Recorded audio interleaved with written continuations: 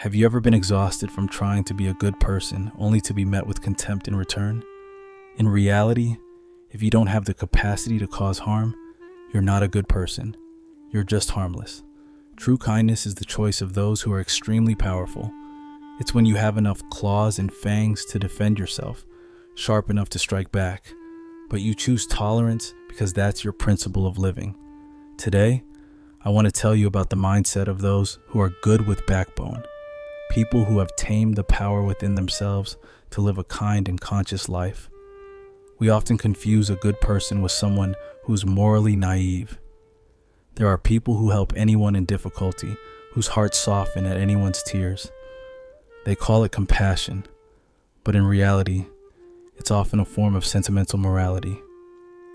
I've observed that these people help others mainly to relieve their own discomfort in that moment. They can't bear the feeling of guilt if they don't intervene. They help to ease their own conscience. This is subtle selfishness. You help people so you can see yourself as good, not because that help actually brings good results. A principled, kind person will choose to be disliked.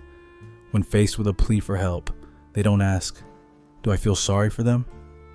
They ask, "Will what I do actually help them change? Or am I just nurturing dependency?" They're willing to play the villain, willing to refuse, and let others face their own storms.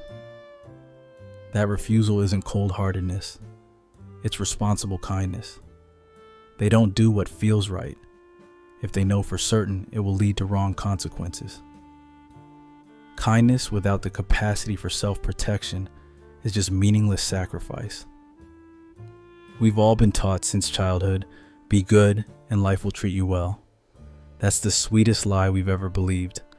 The truly kind people you admire today aren't usually those living in silk and luxury or who've never tasted life's bitterness, are they? On the contrary, they're the ones bearing the most scars. Try to remember when you stayed up all night to complete a project for a close colleague, only to see their name prominently displayed in the recognition the next morning, while you were forgotten. Or when you lent money to a friend, then had them block your number when you actually needed help. You ask yourself, why do I live right, live kindly, yet the results are so bitter? At the edge of that collapse, people usually branch in two directions. The first direction, you become bitter, close your heart, put on a cold mask, and swear you'll never let anyone take advantage of you again. You inadvertently become the bad guy to protect yourself. But the other direction, they choose post-traumatic growth. I want you to think about a computer. Naive kindness is like an operating system without antivirus software. Anyone can enter and destroy it. Sharp kindness is an operating system that has been updated to the most advanced version. It has a strong firewall, an early warning system, but it still keeps the most valuable data, the ability to empathize and show compassion. There's a paradox in psychology that Jordan Peterson and Carl Jung spent their entire lives analyzing. You can't truly be kind if you're harmless. Sounds contradictory, doesn't it? We often think good people are those who don't know anger, don't know how to shout, never hurt anyone. But look a little deeper. I realize something rather contradictory about kind but intelligent people. They're extremely selfish.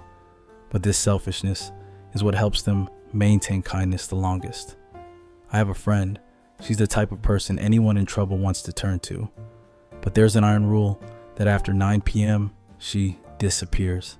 Phone off, messages unanswered, whether you're heartbroken or whatever. Many people say she's cold, but she told me this. If I don't get enough sleep, don't take time for myself, then tomorrow morning, I'm just a soulless body. Can't help anyone at all. They view their energy, time, and compassion as finite assets. They never let their gas tank run empty. They eat well, sleep enough, take very good care of themselves, because they know that a tired body produces an irritable mind. When they say no to an overwhelming request, they're actually protecting their ability to say yes to those who truly need them later. They're not kind in a self-abusive way. They're kind from abundance. In relationships, these people have an extremely sensitive filter. They don't sit there letting you dump all your frustrations, complaining from one day to the next. They listen, but they don't catch emotions for you. I find the way they deal with betrayal very interesting. Usually we would suppress it, go talk bad about them, or torment ourselves for a long time. But kind yet sharp people don't. They forgive very quickly. They forgive because they don't want to spend another second thinking about the person who wronged them. They see resentment as bulky trash in their head, and the best way is to dump it immediately to lighten the load. Forgiveness doesn't mean allowing you to step into their life again. Once they've identified you as toxic, they'll smile and say goodbye one last time, and then you'll never see them appear in their circle again. They don't need to announce or argue. They simply erase you from their schedule. That's the decisiveness of people who know the value of peace. The real reason these people can be sustainably kind is because they're not afraid. They're not afraid of being hated, not afraid of being judged, and especially not afraid of conflict. Most people are good because they want to be loved, want to be recognized. But sharp, kind people are good because that's the standard they set for themselves. I saw a colleague of mine stand up to defend a subordinate who was wrongly scolded by the boss. He didn't shout. He just presented specific evidence with an attitude so calm that even the boss had to pause. He didn't do it to be a hero. He did it because he saw unjust scolding as absurd, and he had enough capacity to correct that absurdity. Their aura comes from the fact that they can be bad if necessary. They're sharp enough to see through tricks, have enough financial or professional capability to not have to grovel to anyone. Precisely because they're not dependent, their kindness is truly a free choice. They're not kind because they have to be kind. They're kind because they like it. And when someone does something because they like it, instead of out of fear, that action carries a completely different weight. They're like people walking on water. The world around them can be noisy, toxic, full of drama, but they still glide smoothly. They don't sink into meaningless arguments, don't get swept into negative spirals. They keep themselves clean, not by escaping the world, but by facing it with an extremely cold head and a heart trained to know when to open, when to close.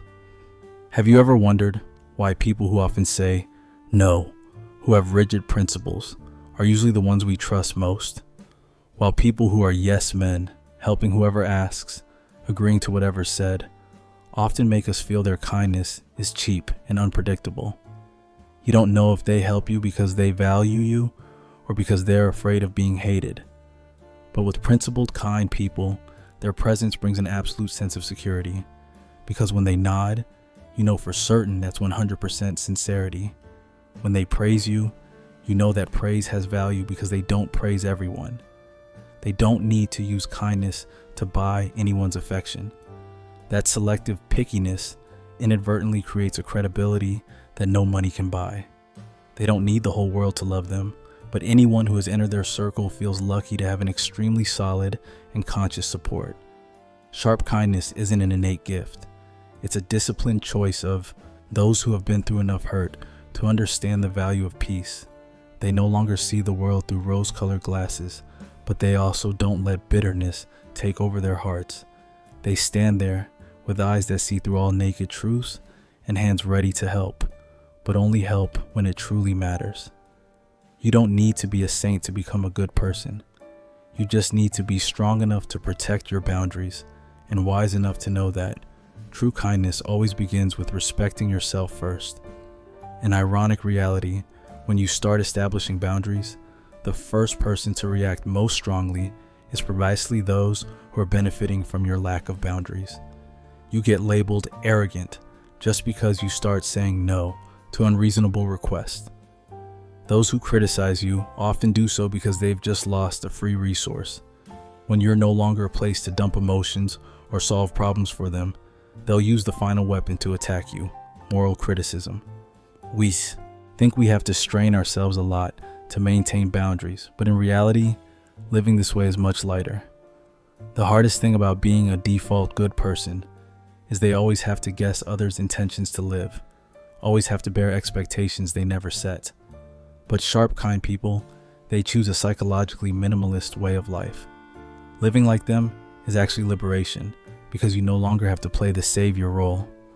This consciousness comes from accepting a harsh but liberating truth. I can't save everyone, and I don't need to. When you let go of the ego of wanting to be the good person, everything becomes extremely simple. You help because you see it as reasonable. You refuse because it's ineffective. No torment, no internal monologues dragging on night after night. Precisely because you have principles, your kindness becomes very valuable. You no longer have to strain yourself playing the saint, nor do you have to stay up at night tormented by criticisms from people who never valued you anyway. You keep a cold head to protect a warm heart, and you realize that to live kindly sustainably, you must be the first to know how to love and protect yourself. Thank you for today, learning how to say no decisively. Thank you for being here, and thank you for starting to love yourself before loving the whole world. Your kindness only truly has value when it comes with boundaries and self-respect. Don't forget to give yourself praise for daring to choose this conscious way of living. See you next time.